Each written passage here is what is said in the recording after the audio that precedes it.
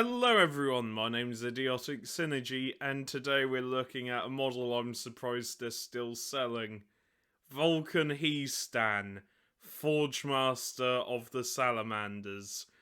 Quite an interesting character, but my god, the model doesn't represent how cool of a character he is. It is still the old resin finecast model. The weapons on him look kind of crap, like the sculpts look crap. Everything about this model I hate and I love in equal parts. And you're about to see the best weapon descriptions of his, well, weapons. Basically, he has the Spear of Vulkan, a blade that burns so brightly that as to set even ceramite ablaze.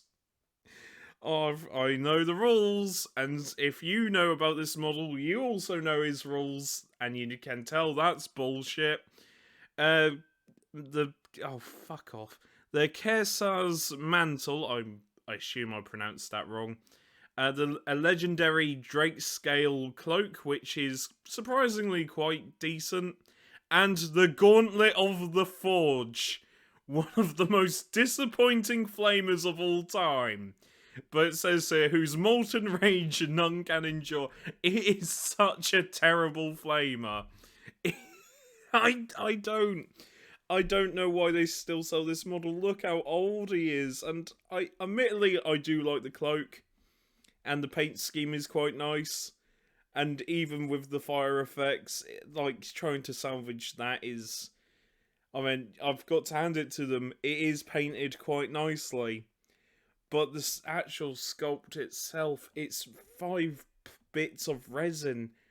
It is probably the most... It is just a model that I look at and I both hate and love it. It's... it hurts my soul because he should be better than this. Vulkan Stan deserves respect, goddammit. But we need to look into his rules. And believe me when I say they are absolutely terrible. Let's get into them. So, this is Vulkan Stan, and yeah, the stats for him aren't terrible. I'm going to be honest here, the stats for him aren't terrible. I mean, he hits on 2s, shoots on 2s, movement 6. I do think he should either be strength 5 or toughness 5. But that's a personal opinion more than anything. Wounds 5, which is kind of low, but again, personal opinion. And attacks 4. If I was in charge, I would make him strength 5, toughness 5, purely because he's trusted with every single salamander relic, and he carries all of them at any one time. I would also make sure that the relics have more of an impact in gameplay, but I'll get to that in a minute. Wounds, I would have put his wounds up to 6. And attacks, I don't know. I think with Vulkan's spear, and we'll get into that in a minute because it is rather disappointing, his spear. I think I would change the spear to have 2 attack profiles, because it's Vulkan's spear. The Primarch Vulkan made the weapon, so I think the Spear of Vulkan needs to be more impactful. But 4 attacks is alright, and he has got a save of a 2 up. Now, the issue I have with Vulkan Stan on the tabletop is that it's the Trachyon Arrow effect. For those of you that don't know, the Trachyon Arrow is a really good Necron weapon. In lore, it can one-shot a Titan, and it is one of the most powerful weapons that the Necron owns. However, on the tabletop, it's rather lackluster, and a lot of people don't bother bringing the Trachyon Arrow, because you only get one shot with it, and it's rather lackluster, and it puts people off bringing the Trachyon Arrow. Which is a shame, because the Trachyon Arrow is a really interesting weapon. And this is a similar sort of thing where the weapons in lore are fantastic. The Gauntlet of the Forge is a really powerful flamethrower, but in gameplay it doesn't translate well. It's only Assault 1d6, Strength 5, AP minus 1, Damage 1.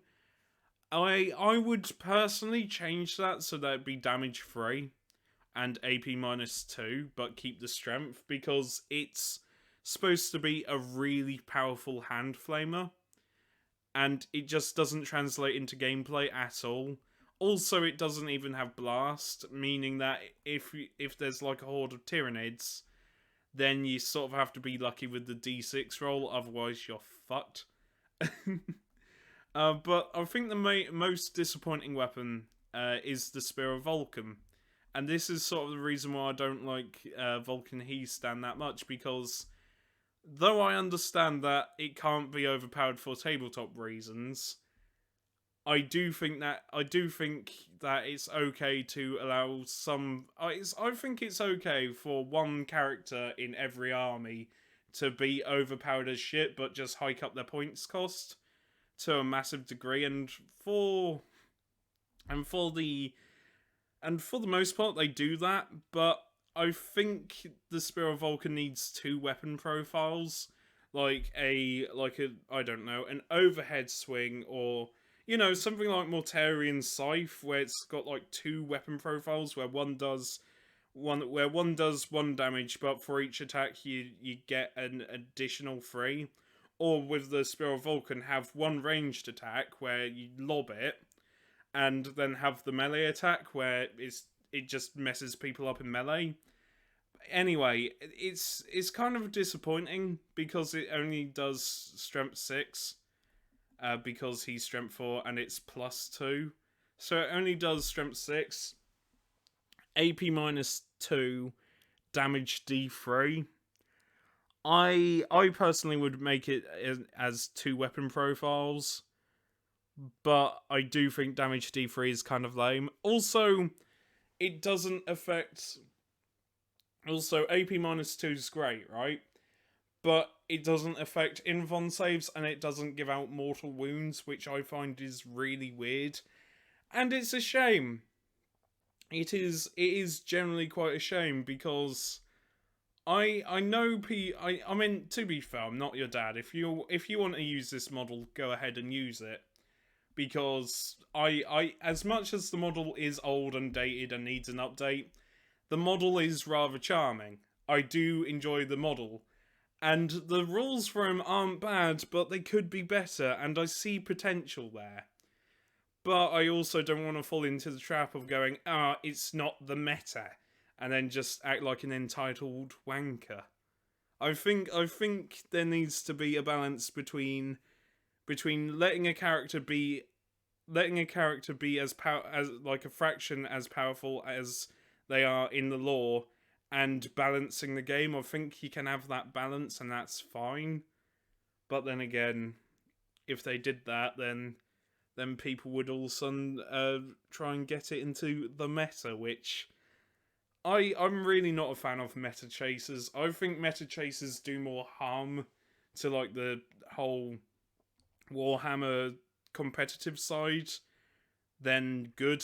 I think if you chase the meta, you should be used to them balancing the game, instead of throwing like a temper tantrum for, buying a million aggressors. I mean, that's just my opinion. I could be wrong on that, but I just don't like meta chasing, because it's not fun. It's obviously not fun for you, and it's not fun for the other person, unless you really like trying out new lists, and if they are in the meta, then you can really enjoy that, and for some people that's fine. But I think if you take it too far, where that's all you care about, winning, then it ruins the enjoyment for a lot of people. Anyway, I'm not going to say that this model is all bad, because the mantle, the cloak that he wears, does give him a 3-up invulnerable, and that's fine. Having a 3-up invulnerable is really good, and you can make the Spear of Vulkan a bit more stronger if you get him as a warlord. However, I don't know enough about Salamander's warlord traits, but I got a feeling that Anvil of Strength isn't the best warlord trait to take. I mean, I could be wrong. It could be like the best one ever. But I think with Anvil of Strength, there could be better alternatives, and taking up a warlord trait just to make one rather lackluster weapon more stronger isn't worth it. But that's my opinion, and you don't have to agree. And I do like Forge Father. These two rules here, he has a 3-up invulnerable save, which is quite nice. And Forge Father is quite a good rule, because until the start of your next command phase, each time a model in that unit makes an attack with a flame or melter weapon, you can re-roll that attack's hit roll or that attack's wound roll. So if you've got like a bunch of, I don't know, if you've got a bunch of models with a bunch of flamers, go mad. And that's quite cool. That's quite lore friendly and fluffy, and I like that. But I just think with what the weapon is and the lore behind it, I just think it needs to be beefed up a little bit more. But anyway, I'm waffling bollocks. So, I've been Idiotic Synergy, and I'll see you later. Take care and stay safe.